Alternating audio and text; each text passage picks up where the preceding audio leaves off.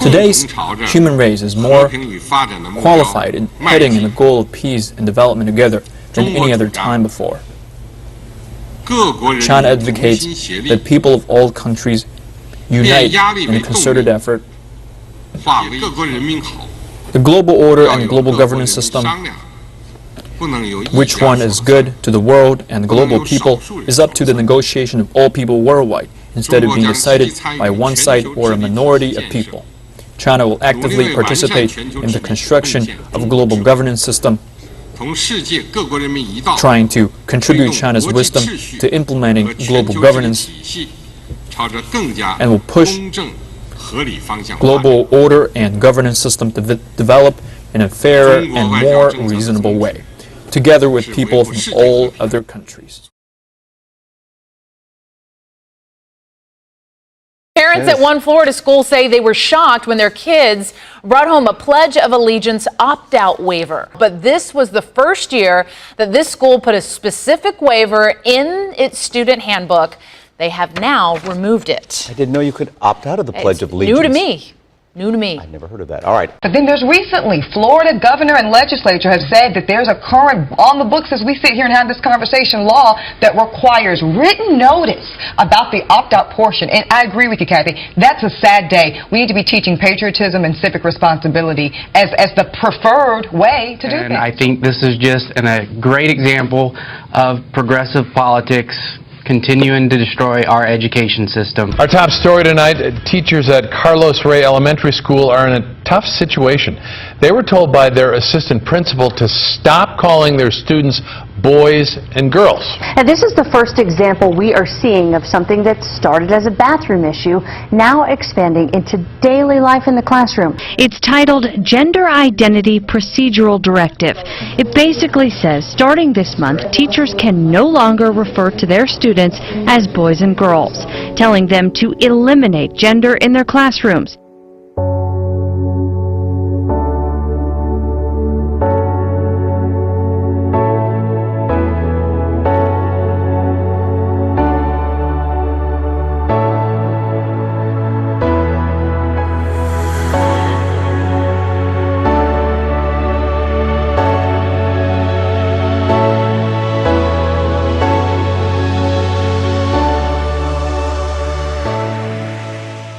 Police are under fire after failing to tell the public about a surveillance plane flying over Baltimore and recording the activity of thousands of citizens.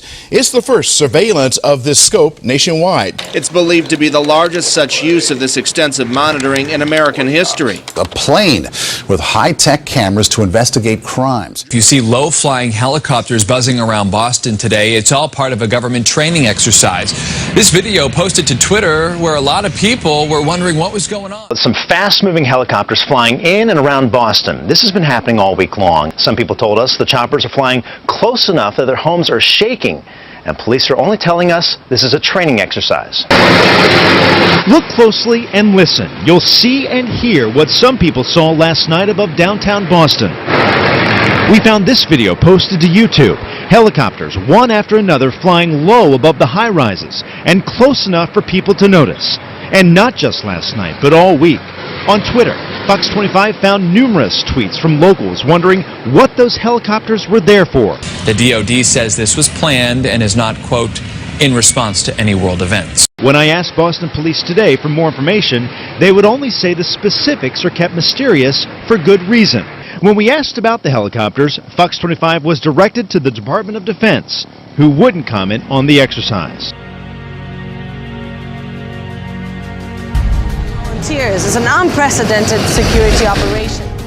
They have become the new norm. Security forces are now part of the scenery in Rio de Janeiro. Many of Germany's new anti-terror proposals sound familiar, resembling those introduced in France and the United Kingdom. They include boosting video surveillance in public spaces and increasing the presence of police on trains, railway stations, and airports. They also call for more security personnel on the streets, with a plan to recruit 15,000 police officers by 2020. Hugo Tisaka manages a private firm that was hired to help with security during the World Cup.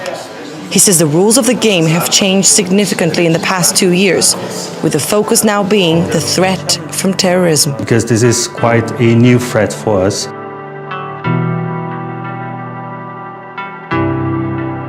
Well, your mobile phone and all the data that is on it can reveal a whole lot about you. That's for sure. And now the people who run Bryant Park have teamed up with a tech firm to mine all that information from anyone who visits. When we download a free mobile app, we often consent to that app recording our location, when and where we use it. Place IQ collects all that data from all those apps from every phone that enters Bryant Park. It's going to happen eventually, so no surprise. None we encountered Thursday knew of this data mining technology, and while a few felt uncomfortable with the park's use of it, like violated. Cyborgs, you probably think of Arnold Schwarzenegger as the Terminator. RoboCop's another famous mechanical human. Well, it may surprise you to learn that cyborgs are no longer limited to being just in sci-fi movies. A woman in Australia is now a combo of Darth Vader and the Terminator, thanks to some special implants. Here's an X-ray of her hands. Those circles are microchips. We're talking about biometric information. For those of you who don't know, biometrics are personal identifiers that are uniquely yours. Some might say it's a social security number that God gave you, not the government. I'll be back. The Terminator, possibly the most famous cyborg of all. Fast forward to 2016. And Arnie isn't the only superhuman getting around. Meet Emil Grafstra, a real-life cyborg who's literally placed technology in the palm of his hand. Is this the way of the future? Is this how people are going to be logging onto computers, making phone calls even, with the wave of a hand? I think any kind of access where it's, an identity issue, either payment or, key replacement, password replacement, I think it's a real nice convenience, and in the future I think it will help bridge the digital and biological identities of a person. The financial industry is also turning to iris recognition. Woody Bank introduced iris verification ATMs. Users can register their iris data and link them to their bank accounts. 한마디로 개인 인증이 필요한 모든 곳에서 적용이 가능하다고 판단됩니다. 우선 IoT와 모바일, 웨어러블 디바이스 기반의 생체 인증 기술이 융합된 제품과 서비스에 확대될 것으로 전망합니다. 또한 스마트폰과 연동된 각종 홈 관련 기기 인증에도 우선 적용될 것이며 관련 기술들이 예상보다 빠르게 생활 속에 자리 잡게 될 것입니다.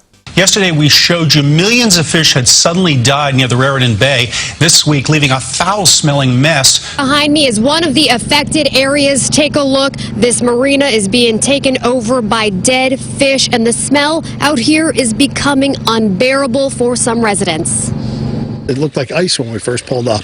We didn't know what it was. From far away, it's unclear exactly what is covering the surface of the water and surrounding Art Lynch's boat here at Lentz Marina in Keansburg, New Jersey. But up close, you can see and smell the hundreds of thousands of dead fish that have washed up here. Over the past few days, these dead peanut bunker fish have also turned up in Waycake Creek and along Keansburg Beach. The evidence is right here tonight. You can see fish and even stingrays washed up along the shoreline. It just seems like everything's kind of just dying off. Fishermen like Dana Pate are seeing signs of another fish kill in the Indian River. We saw for ourselves not just dead fish, but stingrays in the brown murky water. Yeah, it was really nice. The water here was clear. You could see, long distance. But since last March, after one of the largest fish kills the lagoon has seen, residents have been watching closely. Florida Fish and Wildlife issued a statement on this recent fish kill after our inquiry. Officials say this event is not associated with the blue-green algae located in the southern part of the lagoon earlier this summer. But in a different statement, FWC says it's been testing waters weekly at 8 different sites. These recent kills could be caused by something else. The quake flattened much of Amatrice, a town 100 miles northeast of Rome. Residents recall the intense shaking. Clinking, thundering, sort of rumble. It felt like someone had put a bulldozer under the house and trying to knock it down. And strong aftershocks are only complicating efforts. This morning, this building, part of a school, was badly damaged, but still standing. And then this afternoon, one of the aftershocks brought it down. The picturesque town of Amatrice has been turned into a flattened moonscape. Drone footage showing a stark divide. The town's ancient buildings now in ruins, while its more modern buildings still stand. Following Italy's devastating quake, Myanmar is also hit by a powerful tremor. At least 185 ancient Buddhist pagodas in the city collapsed in the 6.8 magnitude quake. The quake was so powerful that it was also felt in Thailand, Bangladesh and India.